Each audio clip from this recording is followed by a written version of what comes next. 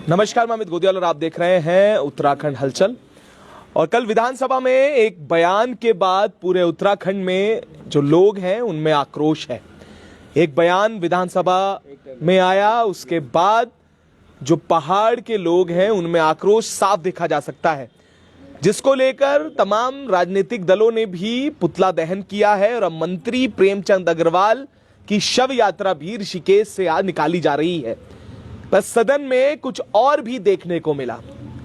वो तस्वीरें कुछ ऐसी थी जिसमें जो विधानसभा अध्यक्ष हैं, जब विपक्ष के नेता लखपत सिंह बुटोला आवाज उठा रहे होते हैं और ये कह रहे होते हैं तो उन्हें विधानसभा सदन से बाहर जाने के लिए बात कहती है।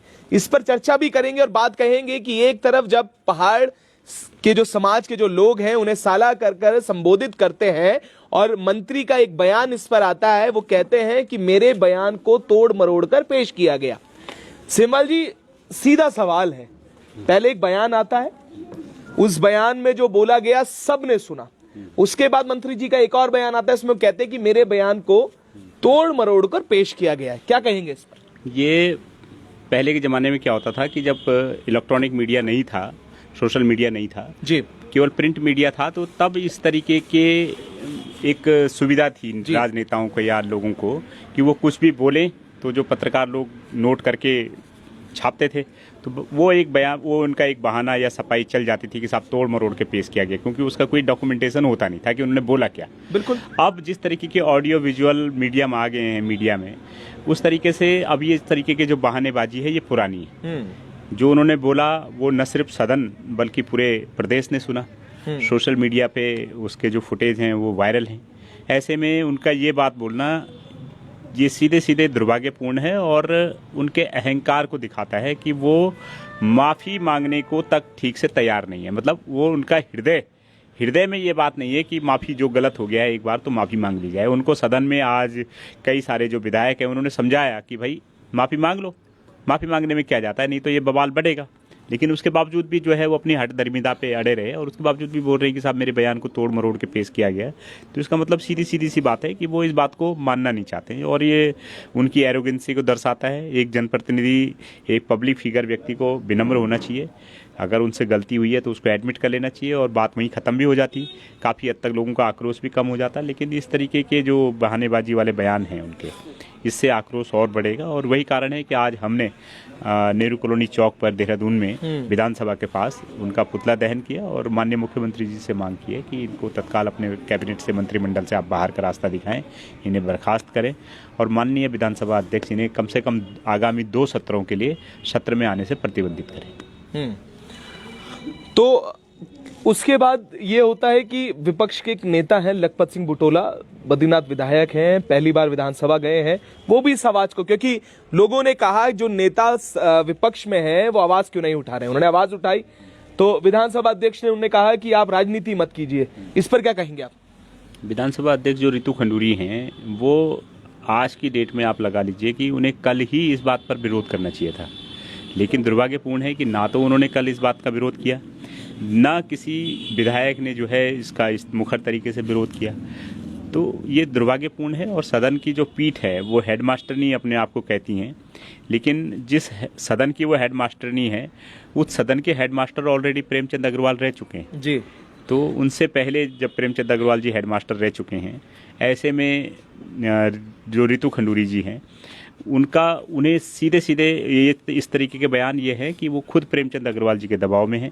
इसका एक परिचय और पहले भी मिलता है कि जब वो सदन की हेड होने के बावजूद प्रेमचंद अग्रवाल जी को बैठने के लिए उन्होंने मुख्यमंत्री जी को कहा कि माननीय मुख्यमंत्री जी से निवेदन करती हूँ कि अपने मंत्री जी को बैठने के लिए कहें।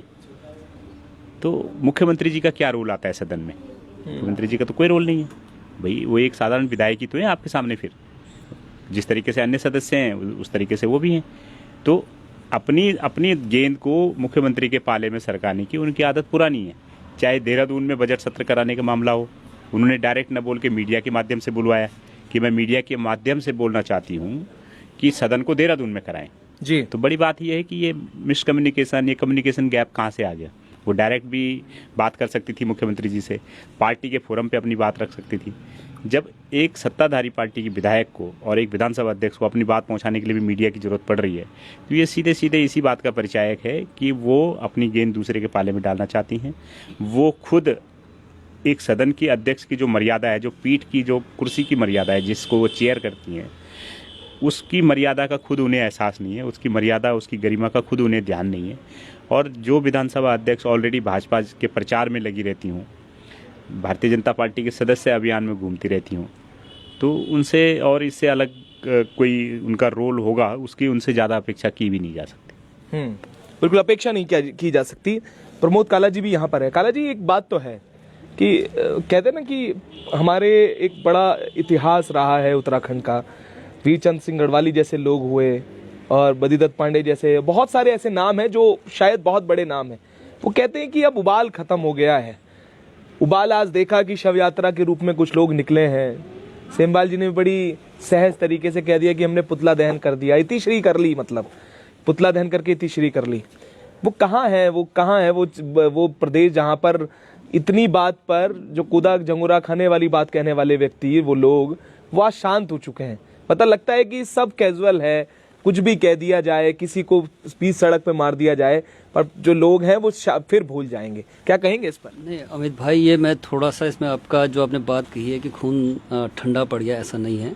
आप पिछले 1.5-2 या 3 साल से आप देखिए कि लोग बहुत विरोध प्रदर्शन कर रहे हैं। बात जब ये आप ये बोल रहे हो कि खून ठंडा पड़ गया है, मैं आज देख रहा था कि भारतीय जनता पार्टी के बड़े बड़े लीडर जो वो आज विरोध कर रहे हैं इस बात का, और कहीं ना कहीं वो पार्टी को भी सीधा सीधा टारगेट कर रहे हैं। तो इसका मतलब है कि जो हम कर रहे हैं ठीक कर रहे हैं।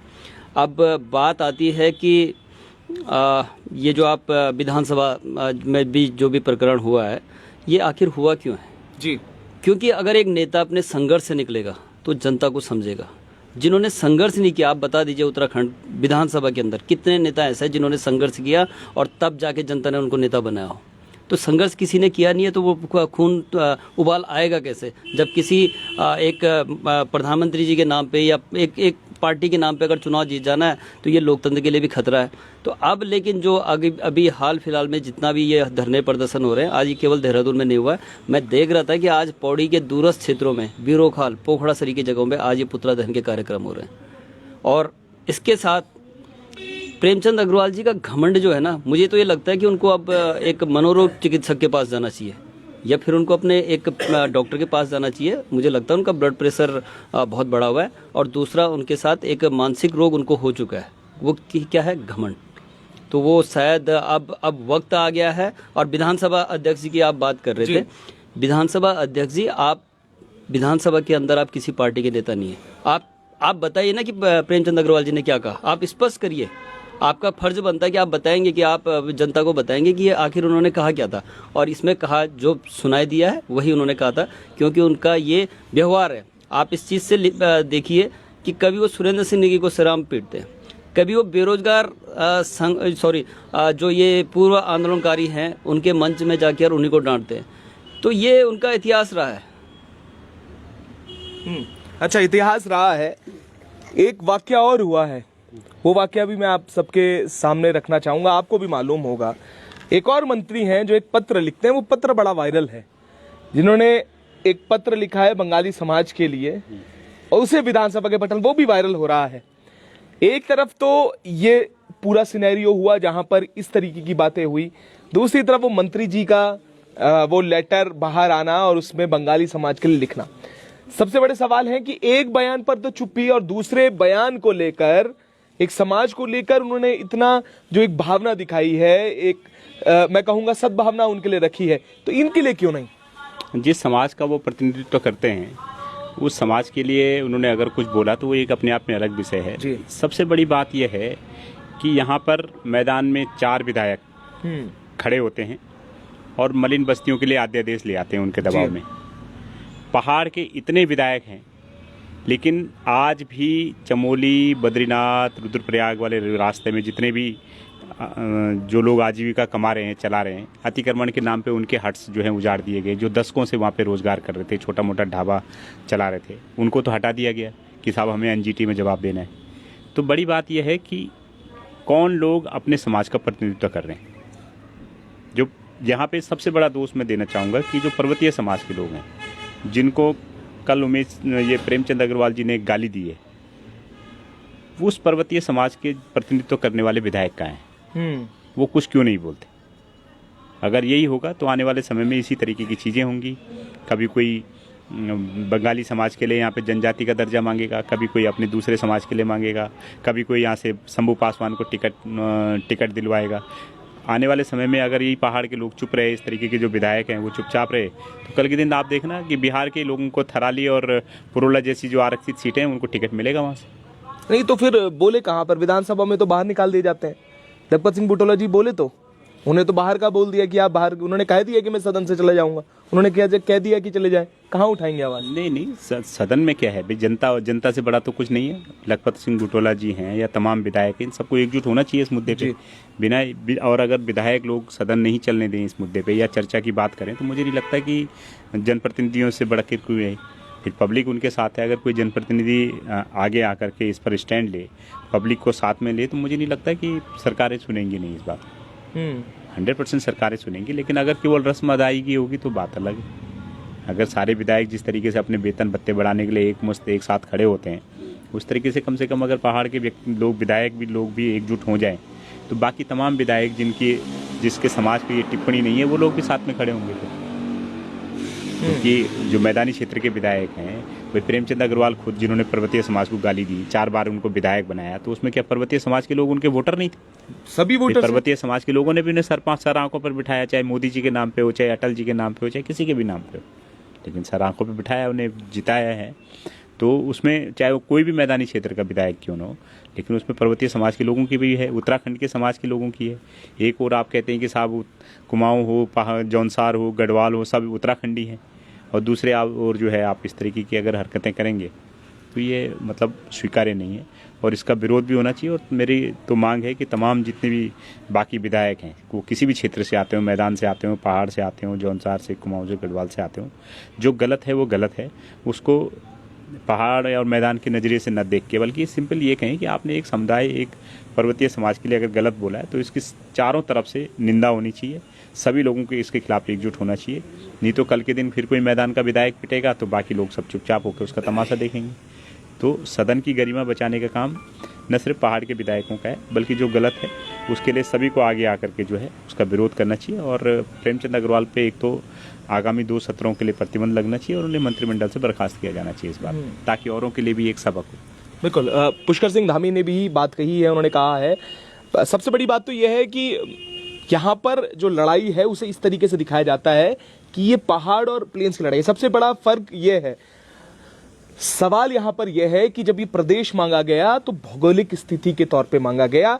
बात ये रखी गई कि पहाड़ के लोगों की जो सुविधाओं से वंचित है, उन्हें शायद सुविधाएं मिल पाए, वो शायद वो सुख सुविधाएं प्राप्त कर पाए जो उन्हें यूपी के समय नहीं मिलती। पर यहाँ उससे हुआ उलट। अब सवाल ये होने लगे कि जी पहाड़ में जो लोग रह रहे हैं वो मध्य प्रदेश से आ जाते हैं, वो राजस्थान से आ जाते हैं, वो कहाँ से आए हैं ये नहीं पता। ये सदन में बातें होती हैं। पर अब सवाल यहाँ पर यह है कि एक बड़ा सवाल कि कब तक, यहाँ पर किसी व्यक्ति का कंपैरेटिव नहीं है। जैसे आपने कहा कि जिस समाज का प्रतिनिधित्व, सब सेपर साइड की पॉलिटिक्स कर रहे हैं काला जी, जो नेता है वो भी सेपर साइड चल रहे हैं। उन्हें लगता है कि अगर इस समाज के बारे में बोलेंगे तो शायद दूसरा समाज ना छिड़ जाए, जिससे उनके जो वोट हैं वो कट जाएंगे। क्या कहेंगे इस पर? देखिए, इसमें जो उत्तराखंड राज्य बनाने की जो परिकल्पना थी, कहीं ना कहीं वो असफल होते हुए दिख रही है।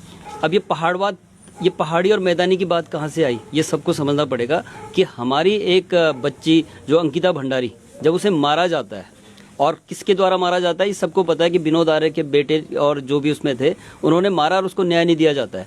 वहाँ से ये भावना पनपी है। उसके बाद प्रेमचंद अग्रवाल जी ने सुरेंद्र नेगी को सरे बाजार पीटा था।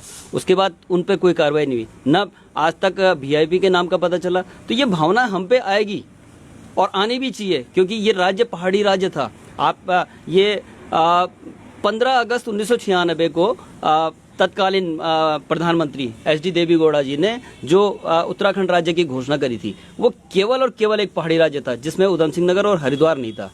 इतने विगत 20-25 साल, जो 25 साल हमें उत्तराखंड बनाए हुए हैं, ये भावनाएं नहीं थी। लेकिन जब से अंकिता भंडारी और ये सब चीज़ें हुई हैं, एक चीज़ और है कि ये जो डेमोग्राफी चेंजेस हुई हैं, उत्तराखंड में जितना झुग्गियां बसाई जा रही हैं, झुग्गियों के नियमितीकरण के लिए तो इनके पास अध्यादेश आ जाता है, और जब पहाड़ में अतिक्रमण हटाया जाता है तब ये बिल्कुल निरंकुशता के साथ दुकानें तोड़ देते हैं, घर तोड़ देते हैं। आपने देखा होगा पिछले साल, और कब तोड़े जाते हैं? बरसात के महीने में। तो ये पूरे उत्तराखंड के अंदर जहाँ जहाँ अतिक्रमण था, और वो अतिक्रमण कौन था? 70 साल 100 साल पुराना।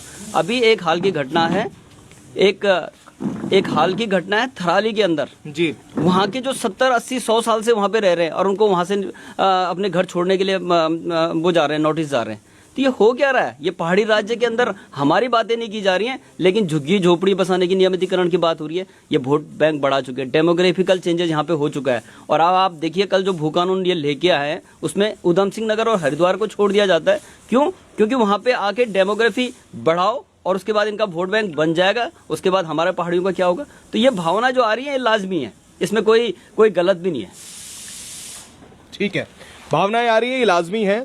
हमारे साथ विनोद कोठियाल जी भी हैं, कांग्रेस से आते हैं। सीधे सवाल है, कांग्रेस से अभी चुनाव भी लड़े हैं। कोठियाल साहब, सवाल यहाँ पर सीधा सीधा ये है कि सदन के अंदर कांग्रेस के विधायकों की चुप्पी भी एकमात्र नेता बोले हैं, उसके अलावा तमाम जो नेता हैं वो चुप्पी साधे बैठे हुए हैं। और ये भी कहा गया है कि विपक्ष की कहीं कहीं जो भूमिका है वो संदिग्ध नजर आती है, और ये सवाल आपसे होना लाजमी है, क्या कहेंगे इस पर? विपक्ष की भूमिका संदिग्ध है जी। और आप कह रहे हो कि एक ही विधायक बोला है जी, तो एक विधायक बोल के क्या उखाड़ लेगा? विपक्ष तो रहा ही नहीं। विपक्ष कहाँ मानते हो आप कांग्रेस को विपक्ष? जी, कोई विपक्ष ही नहीं है जी। सब मिली भगत है इनकी, एक दूसरे के उसमें चल रहे हैं। रात को एक साथ बैठते हैं, सुबह साथ बैठते हैं, सिर्फ सदन में एक दूसरे के खिलाफ हम लोगों को आपस में लड़ाना चाहते हैं और कुछ नहीं। बाकी विपक्ष मरा हुआ है, विपक्ष को जिंदा होना पड़ेगा। अगर विपक्ष को अपना वजूद चाहता है तो बताओ, हर चीज चल जाएगी। लेकिन अगर विपक्ष ही मित्र हो जाएगा तो राजनीति कैसे चलेगी? बोलने वाला कौन होगा? बोलना तो विपक्ष को चाहिए। आज तक विपक्ष कुछ बोल तो पाया नहीं, और आगे भी शायद यही हाल रहेगा तो नहीं बोलेगा जी। लेकिन ऐसा भी आपने शिवपाल जी के विचार भी सुने हैं जी। तो जो बोलेगा वो क्षेत्रीय दल ही बोलेगा, और रीजनल पार्टी बोलेगी, और रीजनल लोग ही बोल पाएंगे। चाहे वो राष्ट्रीय पार्टी भाजपा हो, चाहे कांग्रेस हो, ये कुछ नहीं कर पाएगी, बेकार है। मैं बेशक आप कह रहे हैं कि मैं कांग्रेस से हूँ, कांग्रेस से तो लड़े हैं चुनाव, कांग्रेस से चुनाव मैं इसलिए लड़ा हूं कि मैं कांग्रेस की औकात देखना चाहता था। कांग्रेस कितने पानी में है, क्या ये हकीकत में विपक्ष में है? तो मैं देख चुका हूं कि मेरे सर पे भी जूता पड़ा है कांग्रेस के नाम से। तो बताओ क्या करूं इस कांग्रेस का, क्या करूं इस विपक्ष का? इससे बढ़िया तो अपना क्षेत्रीय दल है, कम से कम कुछ नहीं तो धरना प्रदर्शन और कहीं बोलचाल तो कर रहा है, किसी के साथ भिड़ तो रहा है, अपने आप के लिए, अपने अस्तित्व के लिए लड़ रहा है। बाकी तो सरकार है, तानाशाही होती है, ये तो करेगी, लेकिन विपक्ष को मजबूत होना बहुत जरूरी है। इसके लिए विपक्ष के आदमियों को सामने आना पड़ेगा, बोलना पड़ेगा, वरना विपक्ष क्षेत्रीय दल से मिल जाए और एक दल नया तैयार करे। हम तो ये बोल रहे हैं, अपना भी विपक्ष तैयार हो जाएगा, विपक्ष मजबूत हो जाएगा। खाली सिंबल कि हम राष्ट्रीय पार्टी के हैं, हम उसके हैं, ऐसे तो सारी पार्टियां हैं, सभी राष्ट्रीय हैं। कौन नहीं है? देश प्रदेश तुमसे समझ नहीं रहा है, बात कर रहे हैं देश की। तो मैं तो नहीं समझता हूँ कि ऐसे में विपक्ष कामयाब हो पाएगा। विपक्ष को मजबूत होने के लिए समाज को जो गाली दी गई है उस पर क्या कहेंगे? क्योंकि देखिए, आपने तो कहा कि विपक्ष जो है वो कुछ नहीं कर रहा है, आपके भी एक जूता पड़ा जब आपने चुनाव लड़ा, बिल्कुल है ना। अब आप ये कहेंगे कि इस पर जो सदन में हुआ, विधानसभा को एक मंदिर कहा जाता है जहां पर लोगों की आवाजें उठाई जाती हैं, समस्या रखी जाती है, पर हमने ये देखा है कि अब सदन में समस्याओं से ज्यादा पर्सनल चीजों को रखा जा रहा है। ऐसी चीजें हो रही हैं जिसका कोई मतलब नहीं होता, जिसे शायद लोगों से जिसे जोड़कर हम नहीं देख सकते। उस पर क्या कहेंगे? देखो, विपक्ष की जो भूमिका होती है, आप बोल रहे हैं सदन में बोलना चाहिए। सदन में जो मुख्य पार्टी है, जो जिसकी सरकार है, वो जब विपक्ष बोलना चाहता है तो विपक्ष को बोलती है आप बाहर जाइए, आप बाहर जा सकते हैं, आप नहीं बोल पा रहे हैं, तो विपक्ष क्या बोलेगा? विपक्ष को तो इन्होंने इस तरह दबा दिया है। दबा क्या दिया है?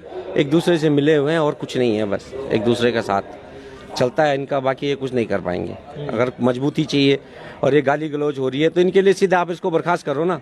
एक बार थोड़ी, इसने कई बार गलती कर चुका है अग्रवाल, लेकिन अभी तक इसके ऊपर कोई वो नहीं हुआ। पहले इसने मारपीट की है, आज इसने गाली दी है, बैकडोर से इसने भर्तियां अंदर करी हैं, क्या कुछ नहीं करा है। बिल्कुल। शिवपाल जी, आखिरी सवाल करूंगा। देखिए, बहुत सारे सवाल हैं वैसे तो, अब ये है कि यही सत्र का सवाल है, यही सदन की कार्रवाई का सवाल है। सवाल ये है कि पहले तो सत्र के दिन आप देखते हैं कि कितने हैं। पेपरलेस किया गया सत्र, सदन, वहां पर कागज लेकर विधायक अब भी पढ़ रहे हैं, तो काहे का पेपरलेस हुआ? ये बड़ा सवाल। और दूसरी चीज मैं आपसे पूछना चाहूंगा, जिस पटल पर लोगों की बात रखी जानी चाहिए वहां पर व्यक्तिगत बातें और व्यक्तिगत लाभ की बातें ज्यादा होने लगी। एक विधायक ये कहते हुए नजर आते हैं, पूर्व विधायकों के पास बीड़ी पीने के पैसे नहीं होते थे इसलिए उनके वेतन बढ़ा दिया गया, और ऐसी बातें होने लगी जो शायद जनता से दूर दूर तक कोई इत्तेफाक नहीं रखती। क्या कहेंगे? अब तो कुछ विधायकों को मरने के बाद भी सम्मान चाहिए जी, जीते जी तो सम्मान नहीं, सम्मान के भूखे हैं ये, मरने के बाद भी उनको चाहिए कि राजकीय सम्मान के साथ अंत्येष्टि हो। बड़ी बात है। जहाँ विधायकों को एक उदाहरण प्रस्तुत करना चाहिए था कि दे दान कर देते। भाई जब तुम जनता के लिए ही तुम कह रहे हो कि हम जनता की सेवा में जीवन है, तो जितने विधायक मैं कह रहा हूँ कि पूर्व विधायक हैं, जब इनकी मृत्यु हो उससे पहले ये दे दान कर दें, मेडिकल कॉलेजों को अपनी बॉडी दे दें। ये तो उसके बाद भी सम्मान चाह रहे हैं कि साहब लोग अपनी ड्यूटी छोड़ के आएँ और इनके उसमें जो है गाजे बाजे बजाएं वहाँ पे। ये क्या बात हो गई? इस तरीके का आचरण सही नहीं है। और इतना पिलपिला इनका अहम और स्वाभिमान और ईगो हो गई है कि हर छोटी छोटी बातों पे इनको ठेस लग जाती है, और हर छोटी छोटी बातों पे ये दूसरे के समुदायों को, समूहों को जो है ठेस पहुंचाने पे उतर आते हैं। तो ये इनका अहंकार ही है, जो कि काफ़ी खोखला अहंकार है। और जिस तरीके से जो तमाम विधायक इस तरीके के जो आचरण कर रहे हैं, ये अपने आप में अक्षम्य है। और इसमें मुझे लगता है कि आगामी भविष्य के लिए एक आचार संहिता तो विधानसभा को खुद से बनानी चाहिए। सदन की कार्रवाई सही चल रही है? ये जो पेपरलेस की बात आप कर रहे हो, तो मुझे, हमने भी जो इसका एनालिसिस किया उसमें यही लगा कि ये केवल सदन गैरसैंण में कराने से बचने का तरीका बिल्कुल ये था कि साहब गैरसैंण में पेपरलेस हो रहा है, वहाँ पेपरलेस होने में टाइम लगेगा, इसलिए जो है देहरादून में कराओ। भाई देहरादून में ही कराना था तो यहाँ भी कौन सा पेपरलेस हुआ फिर? यहाँ भी पेपरलेस नहीं हुआ। ऐसी क्या तैयारी थी आपकी? कितने विधायकों को आपने लैपटॉप दे दिए, वो तो हमारी टैक्स के पैसे का नुकसान ही तो हुआ। लैपटॉप चलाना तो विधायकों को आता नहीं, अधिकांश को। किसी ने वहाँ पे लॉगिन तक नहीं किया अपने लैपटॉप, किसी को लॉगिन तक करना नहीं आता लैपटॉप, किसी ने लैपटॉप पहली बार ही खोला होगा। तो इस तरीके की हरकतें मतलब केवल बजट की बर्बादी है, टैक्स के पैसे की बर्बादी है और कुछ नहीं है। कुछ लोगों को इससे ज़रूर फ़ायदा हो सकता है, लेकिन अपने आप में दुर्भाग्यपूर्ण। और इस तरीके के मतलब खोखले बयान देना कि साहब देहरादून में पेपरलेस होगा, और जिस तरीके का पेपरलेस हुआ, भाई सदन की कार्यवाही लाइव चलती है, सभी लोग देख रहे हैं किस तरीके का पेपरलेस हो रहा है जी। तो इससे ओवर एंड ऑल सदन की भी मर्यादा खत्म होती है। और माननीय विधानसभा अध्यक्ष जी ने तो अपनी मर्यादा कुछ रखी नहीं है, तो इसलिए उन पर कोई टिप्पणी भी क्या ही थी। अच्छा, मैं एक फर्क बड़ा जानना चाह रहा था, शायद मुझे लगा कि आप लोगों से ही पूछ लिया जाए। जैविक प्राकृतिक खेती में अंतर पता लगा है आपको क्या? मैंने तो गूगल करके देखा, मुझे तो मालूम नहीं पड़ा। कितना दुर्भाग्यपूर्ण है ना कि जो कृषि मंत्री है, कृषि मंत्री को जैविक खेती, प्राकृतिक खेती, परंपरागत खेती, इन्हीं खेतियों का अंतर मालूम नहीं है जी। तो क्या खेती करेंगे बताओ? और दूसरी बात है कि जिसको मिले यूं वो खेती करे क्यों जी? तो जब हमारे वो तो किसान कह रहे थे खुद को। अच्छी बात है कहीं खरीदी होगी 10-20 एकड़ लैंड और हो गए किसान में, दिक्कत क्या है? ये अपने आप में दुर्भाग्यपूर्ण है। इस तरीके का आचरण सदन में जब आप लोग जो है इतना भी अंतर नहीं बता पा रहे हो, तो इतने लंबे समय से आप कृषि मंत्री हैं, किस बात के लिए कृषि मंत्री हैं?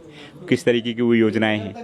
कल सदन में जितनी योजनाओं का नाम सुना कि नमामि गंगे योजना के कैचमेंट एरिया में प्राकृतिक खेती की बात हो रही है। तो प्राकृतिक खेती है क्या? हाँ, प्राकृतिक खेती तो क्या है भाई? जो जंगल हो गए वो तो ऑटोमेटिक उग रही है। उसके लिए क्या बजट लाना है? बिल्कुल सही बात है, पर ये बजट खपाने वाली बात है। मैं कहता रहा हूँ कि पहली बार किसी ने इस तरीके की बजट की भी, योजना की भी बात पहली बार सुनी होगी। अरे भैया, अगर योजना ही थी, और योजनाओं का तो ढोल सरकार जोर शोर से पीटती है, आखिर ऐसा क्या छुपाना चाहती है सरकार की इस योजना की बात ही जनता को पता ही नहीं।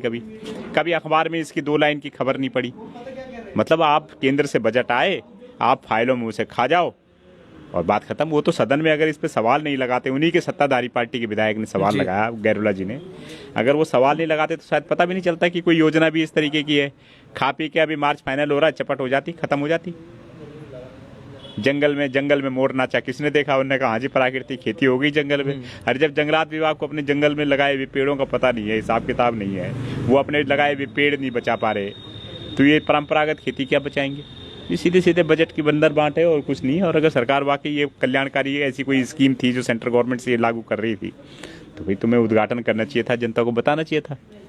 मुझे तो नहीं लगता कि सदन में कल जो बात इस पर उठी उसके अलावा कभी किसी और फोरम पे ये बात हुई होगी। हम लोग खुद काफ़ी मीडिया के उसमें रहते हैं, लेकिन हमने भी कभी नहीं सुना जी। ये समझा जा सकता है। और सुना भी क्या होगा भाई, जब मंत्री जी को खुद ही पता नहीं है परंपरागत खेती और प्राकृतिक खेती और जैविक खेती क्या है। जब इसी का अंतर में घिर गए हो तो और खेती में और जो चीज़ें हैं वो कितना हो रही होंगी, आप समझ सकते हो इस बयान से। बिल्कुल। अब देखना यही है कि एक तरफ जहां सदन में जो हुआ वो सबने देखा, लगातार जो लोग हैं उनमें आक्रोश बढ़ता जा रहा है, जिसको लेकर जैसे आपको बताया गया कि दूरस्थ क्षेत्रों में जो लोग हैं उन्होंने भी विरोध शुरू किया है। अब ये जो विरोध प्रदर्शन है केवल पुतला दहन तक रहता है।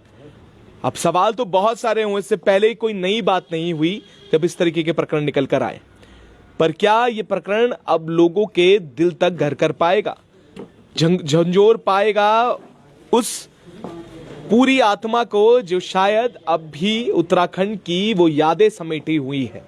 अब देखना है कि आगे क्या होता है। हम भी लगातार इस पूरे प्रकरण पर नजर बनाए हुए हैं कि कहां क्या कुछ हो रहा है, लगातार आपको अपडेट करते रहेंगे। तब तक के लिए जुड़े रहिएगा और देखते रहिएगा उत्तराखंड हलचल।